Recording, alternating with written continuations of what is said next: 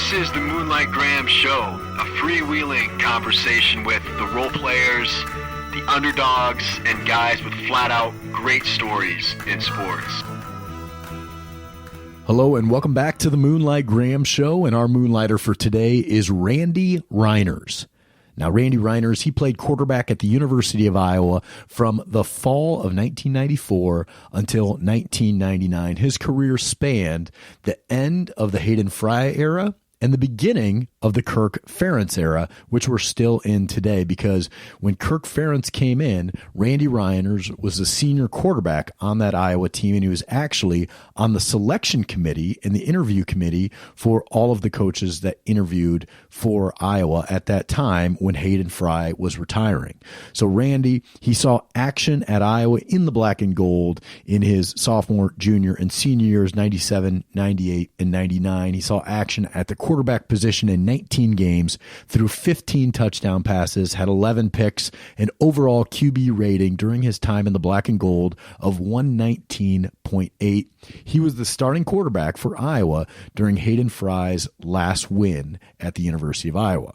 And the reason why he's on the podcast today is because he might be the only guy during my lifetime to come out of my hometown of Fort Dodge and start at quarterback for a Division I school, let alone a Power 5 school like the University of Iowa. So I remember when I was 8 years old, my dad took my brother Andy and I to a Dodger football game, a Fort Dodge Dodger football game, and we saw Randy Reiners play when I was 8 years old. My brother was 9 years old, and I still remember it to this day because it was like watching an NFL player. Like, have you ever seen a Division I quarterback during his senior year of high school play in high school? You can tell that they are just a little bit different than everyone else on the field.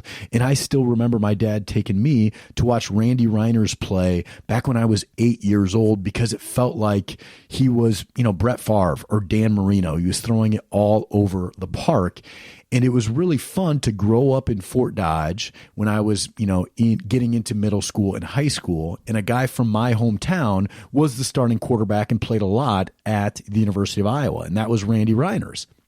But during his time there, he never really had solidified the quarterback position. He always seemed to be splitting time with somebody else, whether it was Matt Sherman or Scott Mullen. He was always kind of sharing time. He'd start the game and then get taken out, or he'd come in off the bench. And I always viewed Reiners as kind of a Brett Favre type of guy. He moved well. He took some chances. He had a good arm, but he wasn't afraid of anybody. He had some swagger about him. And he was always really fun to watch. At least that's how I remember it when I was, 11, 12, 13 years old watching Randy play. And frankly, I've never met him. Even though Randy's from my hometown of Fort Dodge, I've never actually met Randy Reiners. So it was really fun to actually meet him in this interview, talk a little bit about his career, being that we're both from the same town and had very similar upbringings. And to give you a little taste of the type of quarterback that Reiners was, Eric Pratt, the great sports writer from the Fort Dodge Messenger, he actually sent out a tweet with a Randy Reiners story just yesterday. And he says, in the Ames versus Fort Dodge game in the last regular season game of 1994, Ames and Fort Dodge are squaring off with a playoff berth on the line. Ames scores a late touchdown to go up, and Randy Reiners screams at the Ames sidelines that they left too much time on the clock. He's yelling this. He's screaming this at the Ames sideline with just a minute or so on the clock for Fort Dodge. And sure enough, Reiners leads the Dodgers down the field for a touchdown to go ahead late, and Fort Dodge wins 39-34. And I love that story because it speaks to the kind of swagger, the kind of confidence, the kind of quarterback that Reiners was for the Dodgers before his time suiting up for the black and gold. And another interesting fact about the Reiners family, Randy's brother Terry actually played baseball at UNI, and I believe it was just for 1 year. But the 1 year Terry played baseball at UNI, and I think he was a reserve outfielder, pinch runner. Terry was a great long jumper and had great wheels in high school, and he went on to play baseball, I think, for just 1 year at the University of Northern Iowa. But the 1 year that Terry Reiners played baseball at UNI, they won the Missouri Valley Tournament. Of course, when Heller, that was in the early days of the Rick Hella era over at UNI. So Terry Reiners was a UNI baseball player, I think, for just 1 year as well. So good bloodlines, great athletic family. And without further ado, here is today's interview with Moonlighter Randy Reiners.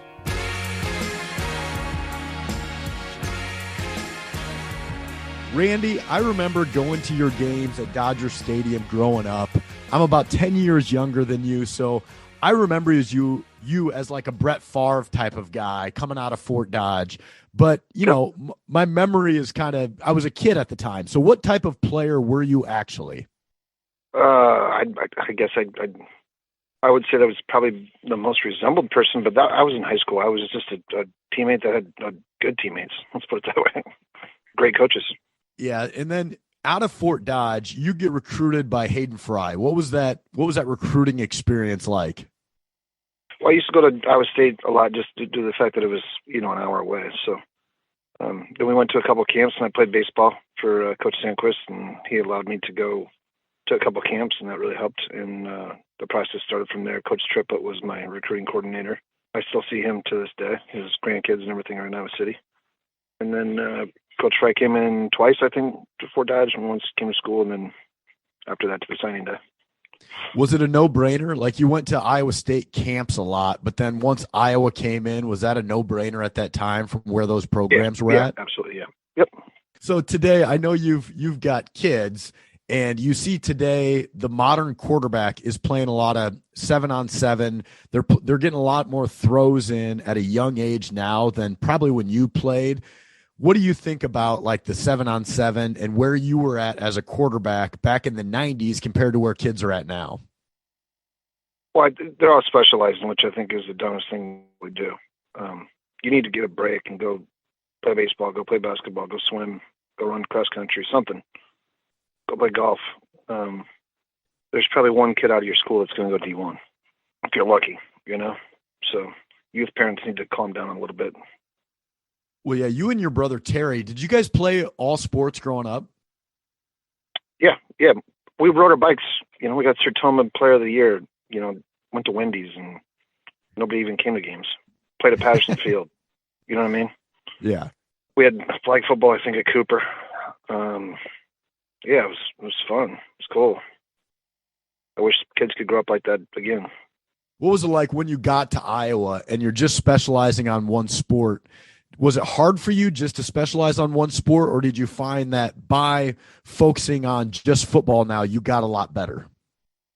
Oh, you were consumed by football. Whether it was strength training, which was totally different than what I've ever encountered. I hadn't been a true part of that. Wasn't all in, and that's what you had to be there. And then you get sweet and jelly, and then we had a couple intramural teams that we had, so that kept you a little itch going with basketball. But yeah, you're involved with every sporting event there. You go and see and watch, so that kind of helps. You're not playing, but you're still working as hard as they are. What was it like walking out onto Kinnick for the first time? It was pretty cool. We had no real existence being there. As a redshirt freshman, you're just dressing up, and hopefully it's not a cold game. But once you go out there, it's pretty sweet. But there's a different feeling when you go out there and you're able to play. Right. Yeah. What was it like when you got under center for the first time? A little scary. Yeah. I always tell people the best, you can't rattle me when you're getting booed in front of 69,999 people and your mom and dad are the only ones that are cheering. So been there, done that. During your time at Iowa, you were kind of always splitting time with somebody else, whether it was your sophomore year or your senior year with Matt Sherman and then Mullen. What was it like competing for the job in practice every week and never really feeling solid about where you were at? I think it's great. It's the only way to go. You play better when you're pushed. Everyone does. And sometimes the playbook is, designed around you, and sometimes it isn't. Defenses or schemes are moving around. Playbook-wise, if you know 48 plays and the other guy knows 54, he's probably going to get the nod, It's your preparation, your memory, and also you still got to go out and play. Did it make the quarterback room really competitive? No, we all knew what we were there for. If it was, they got handled real quick. I've read a bunch of stories on Hayden Fry through the years, and you've heard about the hokey pokey and the pink locker rooms and all this stuff. But I've also seen some stuff that you've said about him being paranoid about Michigan spying on your practices. Yeah, well, tell that story. Well, he used to build those big, like treehouse deals on our, basically camera views is what he would call them, but they were viewing quarters for him, and then he'd go up and look and see if anybody's in the parking ramps over by the hospital looking in on our practices. And he was serious. He wasn't kidding. He was dead serious, yeah. Was Michigan ever spying? That's I said. I don't. Who knows? It could be. That was more of the trainers, and then also all of the managers. That was their job, is to go surround, check the areas out, and he'd point, and they go. It was cool. And then I've heard another story you tell about shanking punts. He wanted your punter to shank punts, so Michigan would think you guys had a bad punter in practice, in warmups. And did you think, does that stuff actually work? Sometimes. I mean, I like to. Well, I mean, just with my kids. I mean, Pryor's 12, Misha's 15, and Ezra's 26. We always check out our opponents, what they're doing before pregame. I mean, it gives you a little bit of guidance on what's going to happen. If the guy's left-handed or whatever, we're doing basketball, baseball, if the guy's slider, whatever. And I'm sure college coaches and players are doing the same thing. What's it like playing for a college coach, a legendary college coach like Hayden Fry, who's at the very tail end of his career? Obviously, he's a legend. I played for two of them, yeah. Yeah, well, because you played for Ferentz as well, but from Hayden Fry's standpoint, and Mojen Mill, and all those guys too. I mean, they're all legendary. But as a college coach, you're more. I don't know how to say this accurately. As a QB, you're with the head coach more than any other position, but not always. You still have your position coaches, and Coach P, Donnie P, was an awesome guy, and it's like your boss. You don't see him all the time, in the workforce, and it's very similar. You were part of the committee that interviewed Ferentz. How'd you know he was the guy? It was pretty evident. He was the last one interviewed. Everyone else had a great interview. I don't want to downgrade any of that. The things that he brought to the table were very point blank, almost like he knew that he was destined for the job. I mean, he had guys lined up who he was going to bring. He had a process. I think the pro level was really coming to an end for him because he was having young kids. Wanted to get them home. They were in Baltimore, When Ferentz took over, was that a big change in the program, or did Ferentz, he had been there before, and just keep a lot of things the same? No. It wasn't an immediate change, but it was slow and methodical, but it was accurate. Everything changes. You change coaches, rooms. It wasn't the same old stuff. So, and when I say same old stuff, not meaning it was bad. What I'm saying is he brought his own stuff in. Right. Is that tough for an upperclassman like you at that point to have a new staff come in? Yeah, it's really tough. I mean, you got to look at the guys that, like, I knew I wasn't going pro, but there's 3 or 4 guys on our team that were going pro that could have easily opted to go somewhere else, and they stuck it out, and they're going to sit there and play for him. And maybe they didn't like a couple of things he was doing, or maybe they didn't like, the strength coaches or position coaches. But at that point, you're all in. So you got to suck it up and move on. But Phil and Norm, I mean, that's not too bad on the defensive side. The offensive side was Ken O'Keefe and them, but O'Keefe's back, but he's not an offensive coordinator route. But I mean, just think of the coaches that went through there. Phil, he was head of the Packers for a while now. I think he's with the Cowboys, but we had some awesome coaches go through there in a quick, 3 years, and they turned it around in 3.5. Was Chuck Long your QB coach? Mm-hmm. Yep.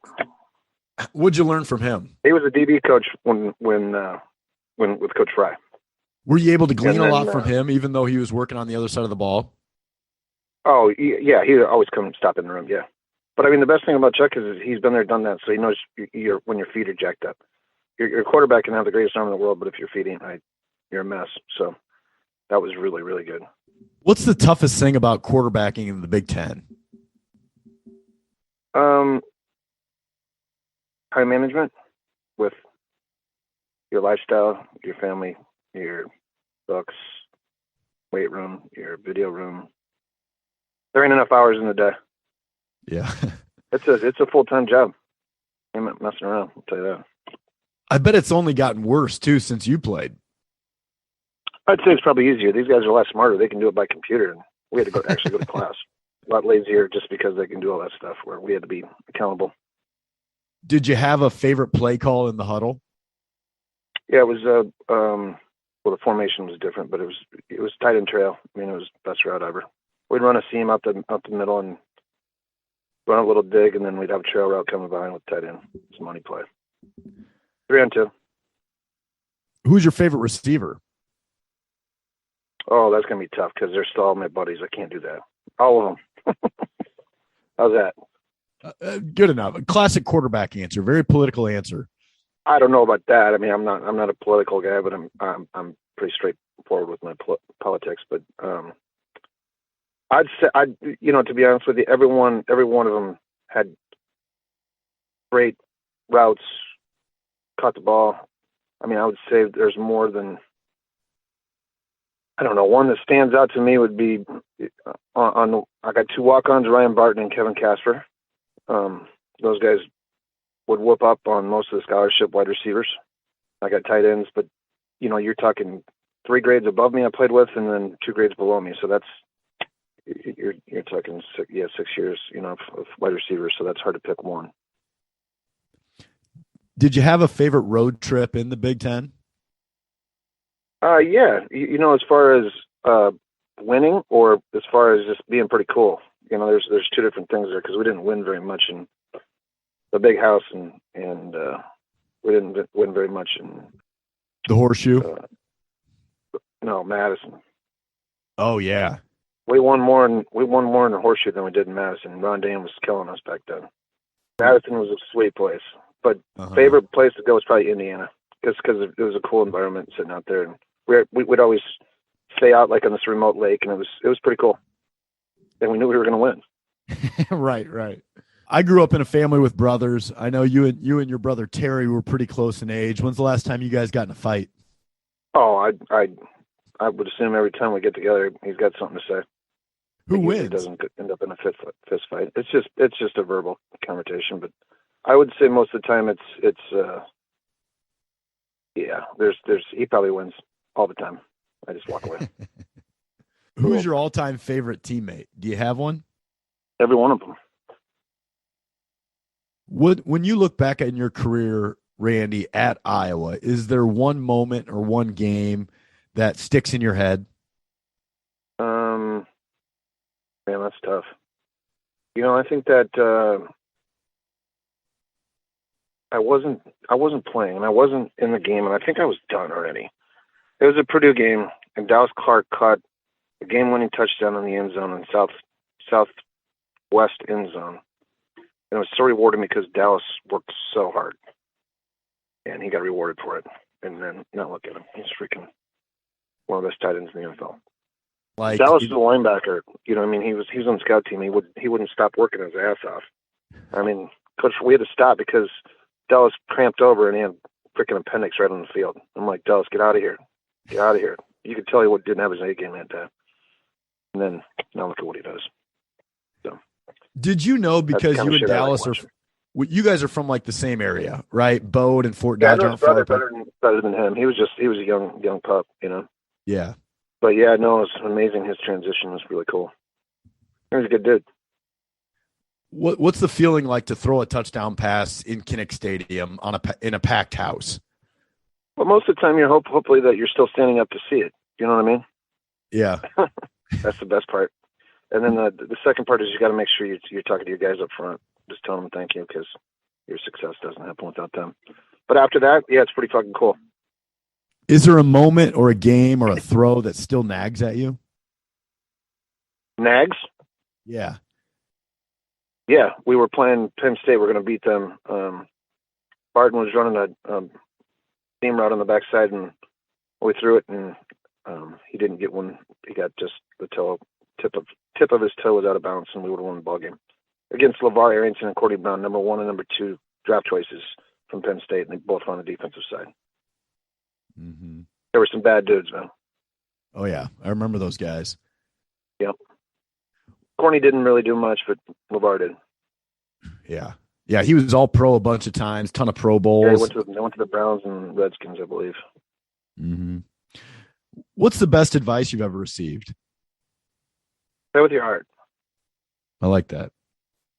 Do you get back to Kinnick much? Do you watch a lot of Hawkeye football? Yeah, we got season tickets. We've had them for 25 years. So I worked for Mid-Country Machinery out of Fort Dodge, and ever since I took a job here, we have stayed here, and fortunate that I have a very good job that I can pay for season tickets. Nice.